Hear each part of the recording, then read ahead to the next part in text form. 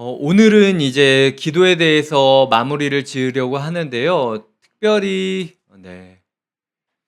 오늘은 좀 담백하게 가려고 생각을 하고 있습니다. 그래서 원래 제 스타일대로 그냥 편안하게 제가 전하려고 하니까 조금 스타일이 달라져도 그냥 메시지 때문에 제가 약간 세팅을 한 거니까 넉넉히 받아주셨으면 좋겠습니다. 오늘 기도에 대해서 이야기를 나눌 텐데요. 오늘 본문만 가지고 이야기 나누려고 하지는 않아요. 성경 전체, 특별히 신약을, 그것도 복음서와 사도행전을 중심으로 제가 기도를 하는 사람들이 어떤 기도를 하는지 크게 7가지 부류를 들려고 해요. 그래서 내가 그 7가지 부류 중에 어떤 부류인지를 먼저 점검해 보시면 좋을 것 같고요. 지금 예수님께서 기도하신 부분을 저희가 읽었는데 주님처럼 기도한다라는 게 어떤 것인지, 그리고 실제로 주님처럼 기도한 사람들이 신약 시대 때 누가 있었는지에 대해서 간략하게 다뤄보고 그런 기도자가 되기를 꿈꾸면서 오늘 자리를 마치려고 합니다. 첫 번째로 오늘 본문에는 나오지 않는 이야기입니다. 기도를 하실 때 나만을 위해 기도하시는 분이 있어요. 그래서 원하건대라는 구절로 이 성경을 검색을 해보면요. 마태복음 8장 2절에, 이거 제가 읽어드릴게요, 그냥. 마태복음 8장 2절에 한 나병 환자, 한 샘병 환자가 예수님을 찾아와서 이런 기도를 합니다. 한 나병 환자가 나와 절하며 이르되 주여 원하시면 저를 깨끗하게 하실 수 있나이다 하거늘. 그러니까 우리의 기도 중에 철저히 나만을 위하여 기도하는 사람도 있어요. 그리고 그 사람에게도 중요한 건 주님께서 응답해 주셨다라는 겁니다. 그러니까 저는 이게 나쁘다라고, 이러면 안 된다라고 이야기하는 건 아니에요. 모든 기도자의 첫 스텝은 항상 자신을 살려달라고 기도하는 것으로부터 시작이 됩니다. 그러니까 우리가 이 첫 번째 부류일 수도 있다라는 거죠. 두 번째로는 자기 사람, 내 바운더리 안에 있는 나의 사람을 위하여 기도하는 사람들이 있습니다. 기억하실 수 있겠는데요. 마태복음, 이것도 아까 8장 2절이었잖아요.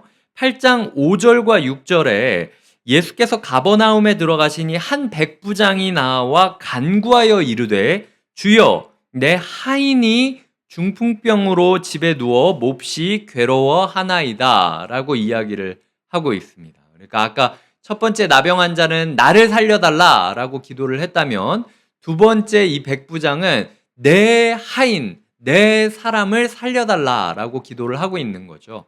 그러니까 우리의 기도 가운데 두 번째 부류는 내 사람, 내 식구, 내가 사랑하는 사람, 내 다락방 사람들, 나의 바운더리 안에 있는 사람을 위한 기도를 하는 분들이 있다라는 거죠. 흔히 우리가 생각하시는 건 이게 중보기도라고 생각하곤 해요. 근데 성경은 이게 중보기도의 시작점일지는 몰라도 이 타인을 위한 기도가 예수님을 위한, 예수님이 하셨던 기도로 가기까지는 조금 더 깊이가 필요하다라고 이야기를 하고 있습니다. 자, 세 번째로는 이것과는 이거 1, 2번조차도 안 되는 사람들이에요. 습관적으로 기도했지만 기도가 삶에 아무런 영향을 미치지 않았던 사람들이 있습니다. 오늘 본문을 기억해 보시면은 52절을 한번 볼까요? 52절입니다. 한번 52절을 같이 읽도록 하겠습니다. 시작. 예수께서 그 잡으러 온 대제사장들과 성전의 경비 대장들과 장로들에게 이르시되 너희가 강도를 잡는 것 같이 검과 몽치를 가지고 나왔느냐. 이 대제사장, 성전 경비대장, 장로들, 이 사람들 다 종교인이었습니다. 그리고 유대인이었기 때문에 이 사람들 다 하나님을 믿는 사람들이었어요. 정기적으로 예배를 드리면서 성전을 출입하며 그곳 가운데 하나님께 자기의 재물들 바치면서 구했던 사람들입니다.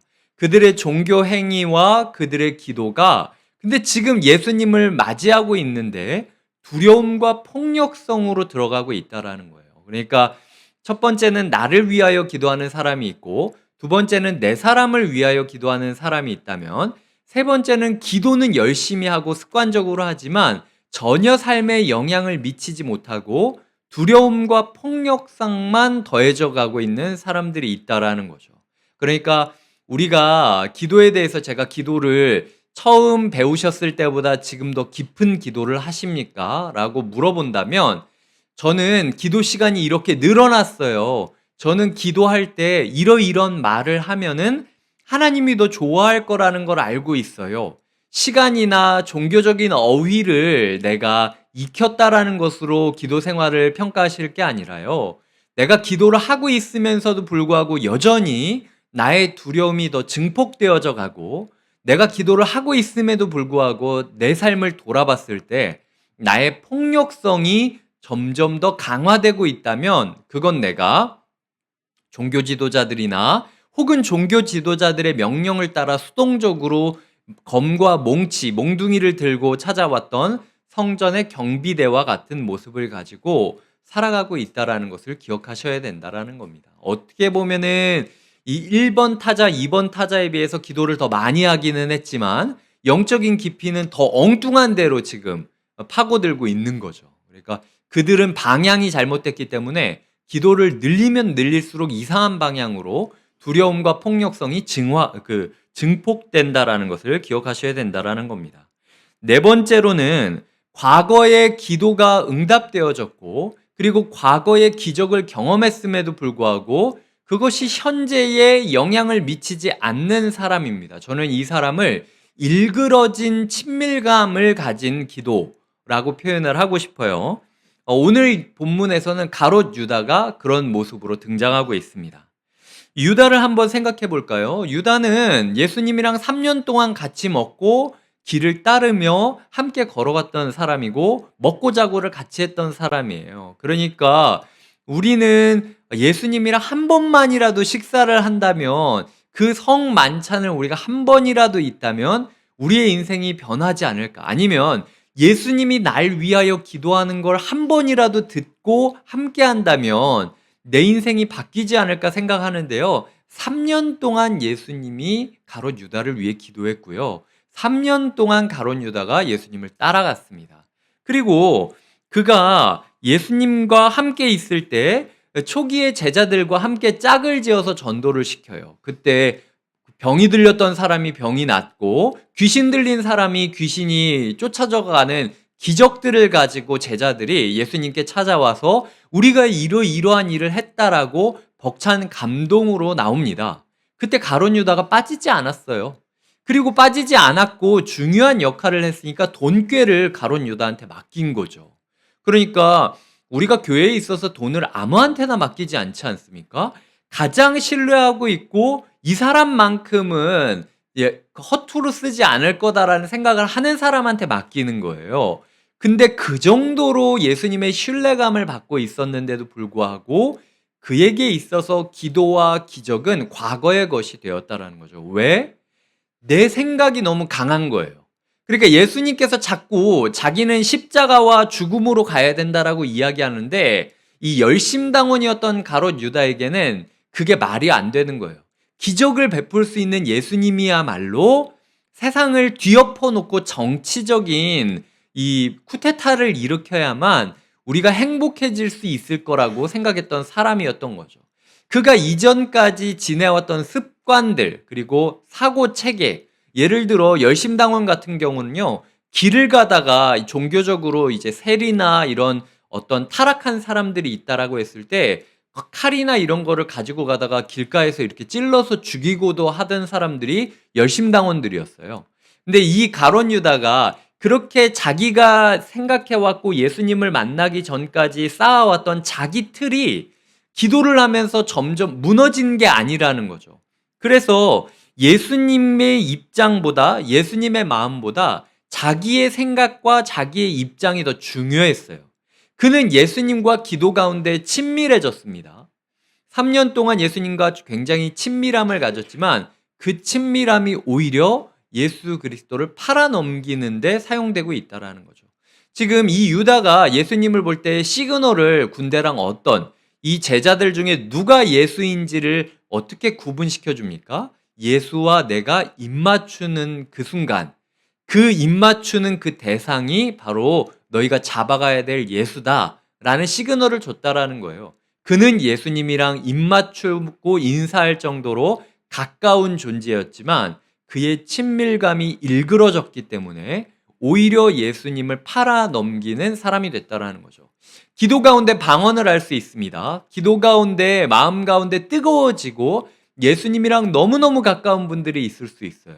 하지만 예수님의 길을 걸어가지 않고 자기 생각, 자기 입장만 강화시키다 보면요, 그 기도 가운데 느껴지는 친밀감이 오히려 예수를 팔아넘기는 것처럼 싸구려로 만드는 그런 그 악영향을 끼칠 수 있다라는 거죠. 그게 네 번째, 이 과거의 기적이 오늘의 기도로 이어지지 않은 가롯 유다의 삶이었습니다. 다섯 번째는 제자들입니다. 제자들은 기도의 자리에 부름받았지만 구경만 하고 있는 사람들이었어요. 그러니까 주님께서 오늘도 우리를 기도의 자리로 불러주시고 새벽에 희한하게 눈이 떠지는 사람들이 있어요. 가끔 가다가 진짜 고민이 있는데 갑자기 새벽에 눈이 떠진 거, 그거 기도하라고 그러는 거잖아요. 아니면은 이 금요일 저녁만 되면 뭔가 마음이 기도해야 될 것 같은데? 라는 약간 생각이 드는 사람들이 있어요. 근데 핑계를 대면서 자꾸 무너지는 사람들이 있는 겁니다. 주님께서 기도의 자리에 불러주셨지만 남이 기도하는 걸 구경만 하고 있어요. 오늘 39절에 보면 예수님과 함께 예수님이 습관을 따라 감람산에 가심에 제자들도 따라갔다라고 이야기를 하고 있습니다. 예수님이 제자들을 지금 따라오게 하셔서 기도를 하고 있는데요. 이 본문이 이 공간복음에 이제 마태마가 누가 요한 이런 데에 다른 데도 기록되어 있는데 누가복음에만 강조해서 이야기하는 몇 가지 표현들이 있어요. 뭐 예를 들어 돌을 던질 만큼 거리를 두고 있었다. 이거 누가복음에만 나오는 표현입니다. 그리고 천사가 힘을 북돋아 주었다. 라는 것도 누가복음에만 나오고요. 그리고 예수의 땀이 피처럼 떨어졌다라는 것을 강조하면서 이야기를 합니다. 자, 근데 이거 만약 기도 열심히 하는 사람이면 이거 보입니까? 나 기도 열심히 하면요, 남이 기도하는 거 안 보입니다. 지금 이 사람들은 예수님이랑 같이 왔지만 예수님이 기도하는 목소리, 예수님이 뭘 위해서 저렇게 기도하지 보고 있고, 예수님이 어떻게 기도하지 보고 있고, 기도를 구경은 하고 있지만 기도에 전혀 동참하지 않고 있는 모습을 보이고 있다는 거예요. 그래서 우리와 예수님과의 거리가 돌을 던지면 조금 닿을 수 있을 정도 거리인데? 라고 이야기하고 딱 각인이 될 정도. 그리고 예수님 옆에 천사가 있는 것 같아. 천사가 지금 도와주고 있는 거 아니야? 라고 멍하니 예수님을 보고 있는 거. 그리고 예수님 몸에서 그 땀이 피처럼 뚝뚝뚝뚝 떨어지는 것 같아. 저거 진짜 피 아니야? 라고 느껴질 정도로 자기 기도는 하나도 안 하고 예수님 기도만 보고 있는 거예요. 그러니까 예수님께서 기도의 자리로 데려오신 건 기도하라고 데려온 거예요. 아니, 기도하다가 예수님이 뭐 목소리가 크게 하시면은 또 예수님이 뭔가 뭐 황홀경으로 들어가는 것 같으면 볼 수 있겠죠. 하지만 그럼에도 불구하고 내 마음 가운데 예수님이 저렇게 슬퍼하고 기도하는데 나도 너무 슬프다라는 울컥함이 좀 있지 않았겠습니까? 내가 그렇게 사랑하는 예수가 도대체 왜 이렇게 슬퍼하는 걸까? 근데 그들의 마음은 슬픔에서 끝난 거예요. 그 슬픔을 가지고 나도 예수님이 나는 무슨 이유인지 모르겠지만 저렇게 슬프게 기도하시니까 나도 잘 모르겠지만 주님, 우리 예수님 지켜주세요 라고 기도를 한 게 아니라 그냥 슬픔에서 딱 멈춘 겁니다. 그러니까 그들의 기도는 감정으로 멈추고 예수님의 기도를 구경만 하다가 끝난 거죠. 누군가의 기도를 구경만 하다가 끝나면서 기도회를 마치는 모습을 보여주고 있다는 거죠. 처음에는 뭔가 이것저것 얘기하고 싶기도 하고 한데 기도를 하다 보면요, 자꾸 나보다 더 이렇게 감정이 풍부하게 기도하는 사람에게 귀가 기울여져요. 그리고 막 눈이 갑니다. 그게 사실이죠. 그게 저도 그래요. 근데 그럼에도 불구하고 우리가 기도해야 될 때 그 모든 것까지도 초월하고 기도하게 하시는 예수의 자리로 우리가 나아갈 수 있느냐 없느냐를 주님께서 지금 물어보고 있다라는 거죠. 예수의 애쓰심에 감동받아 슬퍼했지만 그들은 기도로 이어지진 않고 잠드는 것을 선택합니다. 그러니까 그들이 진짜 아무리 피곤해도 예수님이 저렇게 펑펑 울고 땀을 핏물처럼 쏟고 계시는데, 그리고 천사들이 막 옆에서 수종 들면서 기도하고 있는데 일어나서라도 기도해야죠. 그 당시 그 기도의 자리는요, 들판이었습니다. 산에서 기도해 보신 적 있으신가요? 산에서 무릎 꿇고 기도하면요, 죽을 것 같아요. 저는 여기서 잔다라는 게 이해가 되지 않을 정도였어요. 왜냐하면 산에서 기도하면요, 이 돌멩이가 너무 아파요. 그리고 벌레가 막 어떤 게 올지 모르잖아요. 이 밤에 벌레가. 그러니까 산기도 하다 보면은 저도 막 기도하면서 집중을 하지만 종종 뭔가 뱀이 나올 것 같고, 예전에 저 어렸을 때 기도하다가 뱀 나온 적이 되게 많이 있었어요. 막 기도원에서 기도하다가 기도원 안으로 막 뱀이 지나가기도 하고 막, 그래서 막 그 뱀이 사탄이라고 막 우리가 이야기하면서 다 둘러가지고 막 하여튼 그런 적도 되게 많았습니다. 그러니까 이 감람산에서 기도할 때 얼마나 힘들고 얼마나 신기하고 얼마나 두렵겠습니까? 무슨 상황이 있을지 몰라서. 그런데도 잤다는 거예요. 일어나서 기도하면 될 것을 그냥 원래 하던 대로 멍하니 있다가 이 기도의 자리가 마지막이라고 여기지 않고 그냥 멍하니 있다가 잠들어 버리는 것을 택했다라는 거죠. 물론 슬퍼하면 자게 됩니다. 이 기도하다가 많이 울면요, 졸려요. 그게 맞아요. 뭐 다 그런 경험 있으시죠? 기도하다 보면은. 그리고 이렇게 진짜 목숨 걸고 막 30분 기도했는데 저도 다음날 아침이 되고 막 그 기도원 앞에서 자고 있고 막 이런 적들이 종종 있었거든요. 그래서 제가 막 슬퍼하고 감정적으로 기도하면은 졸리다라는 걸 아는데, 하지만 그럼에도 불구하고 예수님의 기도를 담기 위하여 어떻게든 일어나서 기도하든 굴러다니면서 기도하든 하여튼 기도하는 방법을 끝까지 이어가지 못하고 기도하던 제자들이 있었다라는 거죠. 우리의 기도가 구경꾼이 아니냐는 거예요. 그리고 이제 6번째입니다. 주님이 원하는 것을 위해 살아가고 싶지만 주님이 뭘 원하는지 모르는 사람이 있어요. 예를 들어 지금 마태복음 17장에 보면 베드로가 이런 이야기를 합니다. 이거 다 아는 얘기예요. 베드로가 예수께 여쭈어 이르되 주여 우리가 여기 있는 것이 좋사오니, 나는 좋다는 거죠. 만일 주께서 원하시면 여기서 초막셋을 짓자라고 이야기하는 게 베드로의 기도였습니다. 그러니까 베드로는 주님이 이걸 원하시지 않을까라고 이야기를 하지만 실제로 주님은 그 변화산에서 내려와서 사람을 회복시키고 십자가 길을 걷는 게 주님의 원함이었어요. 그러니까 자기는 주님이 원하는 길을 걸어가고 싶지만 자기가 좋은 게 따로 있기 때문에 그냥 여기서 초막 짓고 살고 싶다라는 생각을 하던 게 베드로의 기도였다라는 거죠. 우리가 기도를 할 때 나는 주님과 함께 하고 싶다라는 기도도 순수히 맞아요. 하지만 동시에 그럼에도 불구하고 내가 힘들고 싶지 않다라는 기도도 똑같이 있습니다. 이게 적절히 믹스가 돼서 이게 내가 원하는 건지 주님이 원하는 건지 헷갈리는 상태로 이상한 방향으로 어정쩡하게 기도하는 분들이 있어요. 그 기도를 베드로가 했다라는 거죠. 여기까지 정리를 해보면 첫 번째로 나만을 위해 기도하는 사람이 세상에 있고, 두 번째로 내 사람을 위해 기도하는 사람이 있고, 세 번째로 습관적으로 기도했지만 기도가 삶에 아무런 영향을 미치지 않고 두려움과 폭력성만 강화되는 사람이 있었고, 네 번째로는 과거에 분명히 기도했고 그 기도로 말미암아 기적이 있었고 그 기적으로 말미암아 예수님과 친밀함이 있었지만 자기 생각이 너무 앞섰기 때문에 그 일그러진 친밀감을 가지고 예수님께 입맞추며 기도의 자리로 나아오는 가룟 유다가 있었고, 그 다섯 번째로는 기도의 자리에 부름받았지만 그저 구경하고 슬픔에 잠겨 있었던 제자들이 있었고, 여섯 번째는 이게 하나님이 좋아하는 걸 하고 싶기는 한데 뭐가 내가 좋은 길인지 뭐가 하나님이 좋은 길인지 알지 못해서 갈팡질팡하는 기도를 하는 베드로가 있었다라는 이야기를 드리고 있습니다. 그런데 일곱 번째 예수님이 어떻게 기도했는지를 다루고 오늘 마치도록 하겠습니다. 예수님께서는 하나님께 자신과 타인을 아예 던져버려요.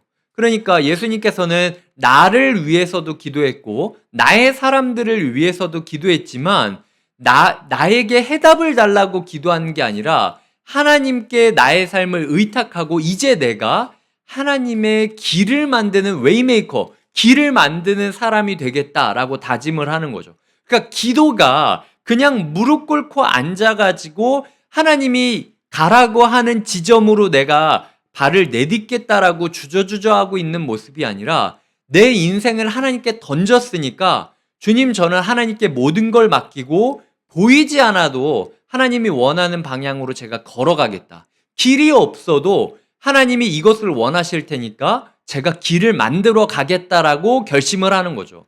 그러니까 동행이라는 단어로 우리가 표현을 했을 때 하나님 어디로 갈지 정해주세요 라고 이야기하는 사람이 있고, 하나님께서 저와 함께 해주세요 라고 기도하는 사람이 있는데, 주님, 이제 저는 주님께 제 삶을 던졌으니 주님 가시는 길을 제가 앞서가서 준비하겠습니다라고 하면서 주님을 뒤로 물리고 주님이 원하시는 길을 앞서 걸어가는 모습을 보여주고 있다라는 거죠. 그게 예수 그리스도의 기도였다라는 겁니다. 예수님께서 기도하신 것들을 보셨을 때 이 예수님께서 지금 시험을 앞에 두고 기도하고 계시잖아요. 그러니까 기도가 시험을 대비하는 유일한 무기였다라고 예수님은 알고 계셨던 거죠. 기도하는 과정 가운데 나의 삶을 하나님께 의탁하면서 내가 어떤 상황을 만나든지 분명히 내가 그 기도 자리에서 만난 하나님이 나와 함께 하시니 어떤 상황을 만나도 내가 감당하고 넉넉히 걸어가겠다라고 다짐을 하던 모습이 예수님의 모습이었다라는 거죠. 시험에 빠지지 않게 기도하라고 하시면서 예수님이 마주쳤던 첫 번째 시험이 무엇입니까? 자기가 3년 동안 키웠던 제자가 자기를 죽이러 온 상황이었어요. 근데도 예수님은 그 상황에서 가롯 유다를 용서하십니다. 그리고 자기를 죽이려고 검과 뭉치를 가지고 몽둥이를 들고 온 사람들을 자기 제자 베드로가 귀를 떨어뜨리게 만드는데 그 귀를 붙여주시는 역할을 해요. 그러니까 오히려 나를 죽이러 온 원수들을 용서하실 뿐만 아니라 그들을 치유해 주시는 모습이 예수님의 기도의 모습이었다라는 거죠. 예수님이 하나님한테 솔직히 구했습니다. 주님, 저길 가기 싫어요. 저 살려주세요. 그리고 기도했습니다. 주님, 내 제자들 시험에 들지 않게 기도해 주세요. 그리고 예수님의 기도에도 두려움이 있었죠. 그리고 폭력을 사용하고 싶다라는 생각이 되게 많았을 겁니다. 그래서 다른 본문 보면 내가 천사를 동원해서 죽일 수도 있다라고 이야기하기도 해요. 하지만 그런 모든 유혹에도 불구하고 예수님은 자기의 삶을 하나님께 맡겨버린 겁니다. 그리고 이제 나의 삶은 하나님께서 인도하시는 삶이니 나는 하나님이 원하시는 길로 걸어가겠다라고 생각하며 길을 만드는 역할들을 한다라는 거죠. 이 예를 제가 세 가지를 조금 들어드리겠습니다. 첫 번째, 사도행전 7장을 보면요, 스데반이 돌에 맞아 죽는 순간에 기도하는 게 두 가지가 있습니다. 주님, 나의 영혼을 받아주시옵소서. 주님, 이들의 죄를 용서하여 주시옵소서. 두 가지를 기도한단 말이에요. 스데반이 하나님의 사람이었습니다. 그리고 하나님 때문에 그 자리에 온 거였어요. 그러니까 돌에 맞아 죽기 직전 이렇게 기도할 수도 있었습니다. 주님, 살려주세요. 주님이 저를 사랑하시고 제가 주님의 길을 바로 걸어갔다면 저 돌에 맞아도 죽지 않게 해주시고 돌을 던지려는 사람 다 죽여주세요라고 기도하는 게 우리가 하고 싶은 기도죠. 하지만 그 순간에도 타인을 위하여 사랑하고 용서하는 기도를 했던 게 스데반이었다라는 겁니다. 자기가 죽는 그 순간에도 다른 사람들이 사랑으로 말미암아 변화하기를, 진리로 말미암아 변화하기를 꿈꾸었던 것. 내 눈앞은 아무것도 보이지 않는 어둠과도 같은, 왜냐하면 돌이 던져지니까 눈이 아찔하면 진짜 앞이 보이지 않거든요.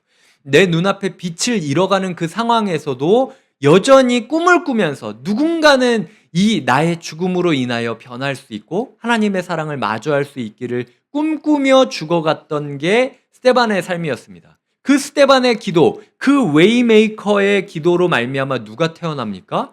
그 돌을 던지기 위하여 겉옷을 벗었던 그 자리를 사울이라는 청년이 지키고 있었어요. 그 영혼이 기도하는 것을 보던 그때에 하나님께서는 사랑의 역사를 하고 계셨다라는 겁니다.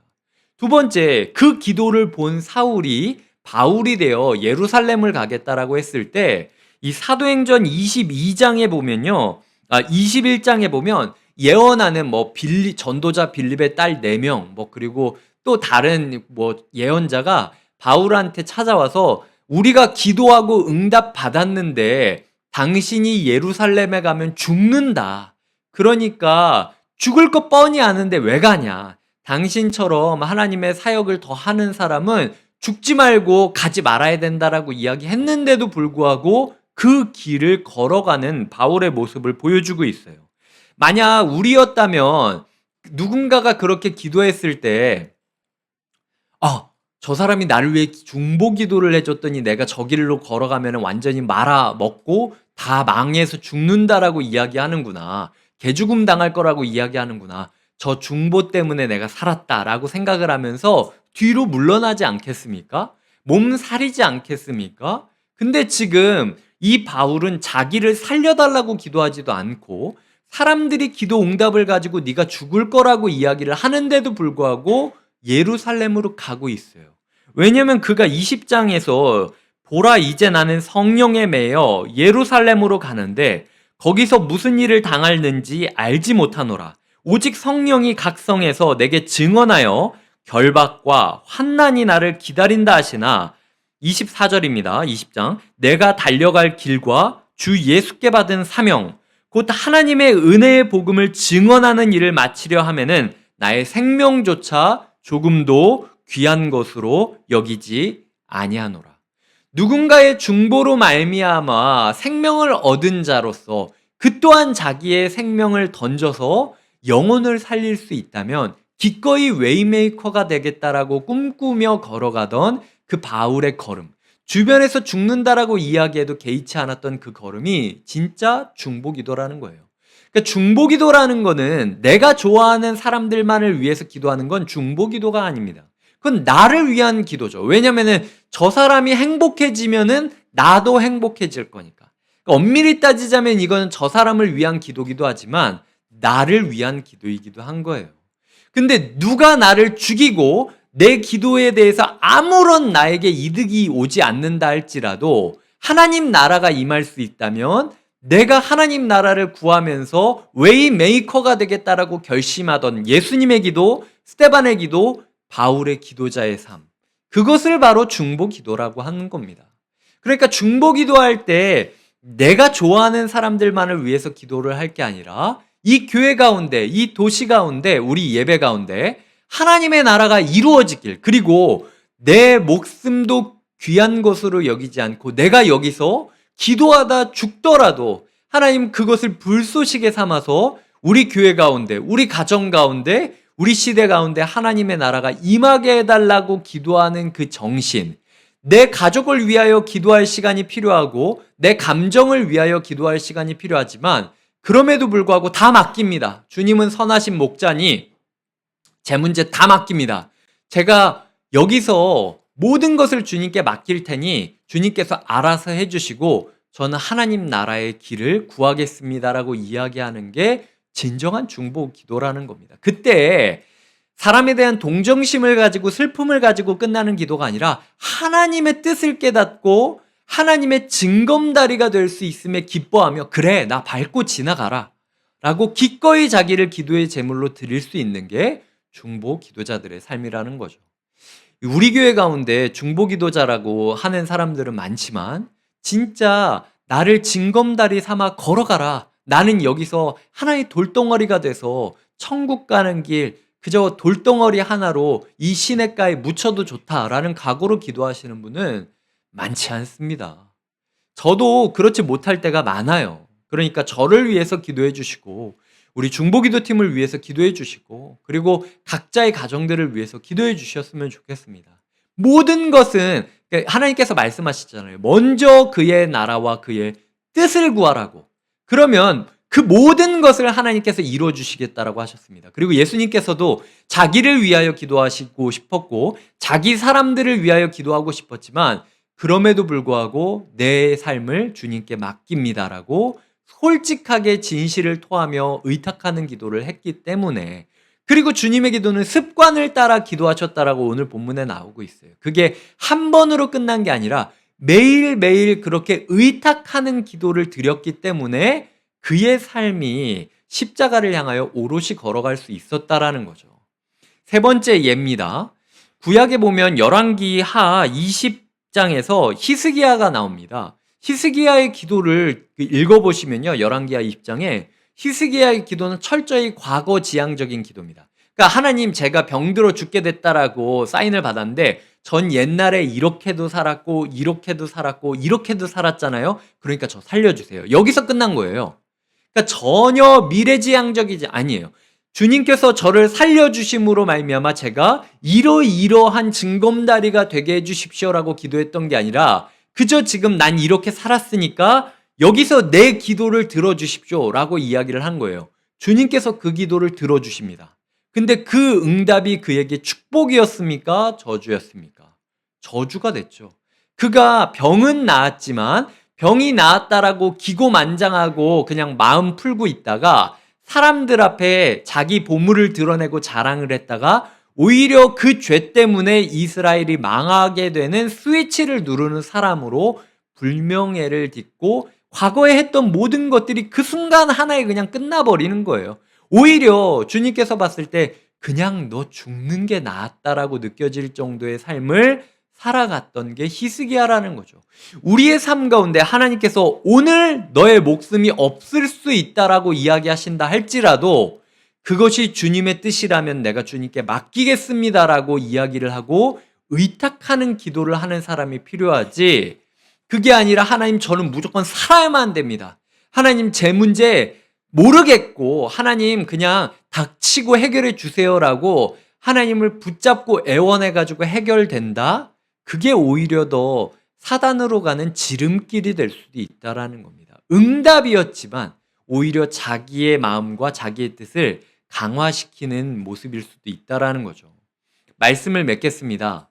제가 전에 교회에서 그 목회를 배웠던 목사님께서 이 기도에 대해서 이런 그 이야기를 해주신 게 있어요. 그때 제가 그 말이 너무 좋아서 타이핑을 친 게 있습니다. 그래서 그거를 그대로 한번 읽어 드릴게요. 그래서 한번 기도가 이런 거다라는 것을 마음을 다지고 우리가 기도의 사람으로 살아갔으면 좋겠습니다. 제가 읽어 드릴게요. 중보 기도의 기본 원칙은 사랑이다. 인간과 세상에 대한 사랑이 우리를 무릎 꿇게 한다. 중보 기도자는 내가 왜 무릎을 꿇고 있는지 스스로 점검해야 한다. 그렇지 않으면 기도 청부업자가 되어버리기 때문이다. 그래서 중보 기도자들이 기도한 뒤에는 그 사람에 대한 사랑과 배려로 인해 달라지는 것들이 있다. 먼저는 기도를 요청한 사람에 대한 끊임없는 관심과 배려가 있어야 한다. 중보 기도만으로 끝나는 것이 아니라 상대에 대한 영적인 돌봄이 따르기 마련이다. 두 번째 변화는 자기 자신의 변화이다. 중보 기도자들이 삶에 사랑을 담아 기도함으로 인해 기도 이후에는 남이 보지 못하는 것을 보고 남이 하지 않는 일을 하게 된다. 그 결과로 중보 기도자들로 인해 사람과 세상이 바뀌는 것을 중보 기도의 목표로 삼는다. 중보 기도 시간에 부르짖어 기도한 이후 침묵으로 기도하는 이유도 그 교회는 그렇게 기도했습니다. 마지막에 기도를 점검하고 하나님의 뜻에 맞게 삶을 살아갈 길과 방향을 하나님에게서 듣기 위함이다 라는 이야기를 제가 배우며 기도를 배웠습니다. 우리는 어떤 기도를 하며 살아가고 계십니까? 하나님께서 오늘 우리에게 내가 너의 목숨을 살려주는 거를 네가 원하니 아니면은 네가 하나님의 징검다리가 되는 길을 원하니라고 했을 때 주님, 나는 나의 생명을 조금도 귀한 것으로 여기지 않습니다.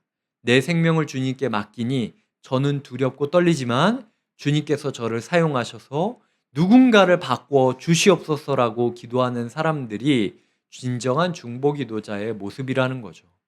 우리의 삶 가운데 그저 나를 위하여 자판기를 누르듯 냉장고를 열듯 기도하는 사람으로부터 벗어나 진정한 중보기도를 배워가고 예수님의 징검다리가 되어주는 우리 성도님들이 되시길 마음 다하여 부탁드립니다.